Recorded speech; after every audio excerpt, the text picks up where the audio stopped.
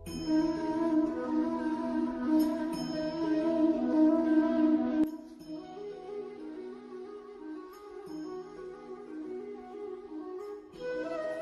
का खास लक्ष्य गीता किसी वाद को लेकर नहीं चली है, अर्थात द्वैत, अद्वैत, विशिष्टाद्वैत, द्वैताद्वैत, विशुद्धाद्वैत, अचिंत्य भेदाभेद आदि किसी भी वाद को किसी एक संप्रदाय के किसी एक सिद्धांत को लेकर नहीं चली है।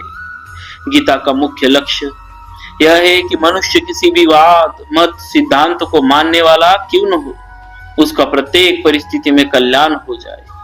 वह किसी भी परिस्थिति में परमात्मा प्राप्ति से वंचित न रहे, क्योंकि जीव मात्र का मनुष्य योनि में जन्म केवल अपने कल्याण के लिए ही हुआ है। संसार में ऐसी कोई भी परिस्थिति नहीं जिसमें मनुष्य का कल्याण न हो सकता हो, कारण कि परमात्मा तत्व प्रत्येक परिस्थिति में समान रूप से विद्यमान है। अतः साधक के सामने कोई भी और कैसी भी परिस्थिति आए, उसका केवल सदुपयोग करना चाहिए। सदुपयोग करने का अर्थ है दुखदायी परिस्थिति आने पर सुख की इच्छा का त्याग करना और सुखदायी परिस्थिति आने पर सुख भोग का तथा वह बनी रहे ऐसी इच्छा का त्याग करना और उसको दूसरों की सेवा में लगाना। इस प्रकार सदुपयोग करने से मनुष्य दुखदायी और सुखदायी दोनों परिस्थितियों से ऊंचा उठ जाता है, अर्थात उसका कल्याण हो जाता है। सृष्टि से पूर्व परमात्मा में मैं एक ही अनेक रूपों में हो जाऊं ऐसा संकल्प हुआ।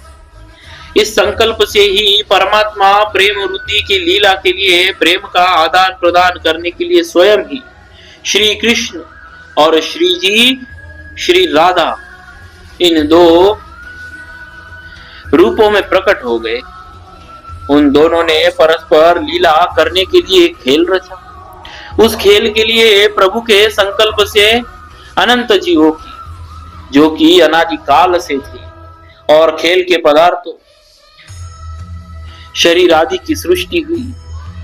खेल तभी होता है जब दोनों तरफ के खिलाड़ी स्वतंत्र हो, इसीलिए भगवान ने जीवों को स्वतंत्रता प्रदान की। उस खेल में श्री जी का तो केवल भगवान की तरफ ही आकर्षण रहा, खेल में उनसे भूल नहीं। अतः श्री जी और भगवान में प्रेम वृद्धि की लीला हुई, परंतु दूसरे जितने जीव थे उन सब ने भूल से संयोग जन्य सुख के लिए खेल के पदार्थों, उत्पत्ति विनाश शील प्रकृति जन्य पदार्थों के साथ अपना संबंध मान लिया, जिससे वे जन्म मरण के चक्कर में पड़ गए। खेल के पदार्थ केवल खेल के लिए ही होते हैं, किसी के व्यक्तिगत नहीं होते, परंतु वे जीव खेल खेलना तो भूल गए और मिली हुई स्वतंत्रता का दुरुपयोग करके खेल के पदार्थों को अर्थात शरीर आदि को व्यक्तिगत मानने लगे। इसीलिए वे उन पदार्थों में फंस गए और भगवान से सर्वथा विमुख हो गए। अब अगर वे जीव शरीर आदि उत्पत्ति विनाशलीला पदार्थों से विमुख होकर भगवान के सम्मुख हो जाए तो वे जन्म मरण रूप महान दुख से सदा के लिए छूट जाए। अतः जीव संसार से विमुख होकर भगवान के सम्मुख हो जाए और भगवान के साथ अपने नित्य योग नित्य संबंध को पहचान ले। इसी के लिए भगवद गीता का अवतार हुआ है। बोलिए भक्तवत्सल भगवान की जय।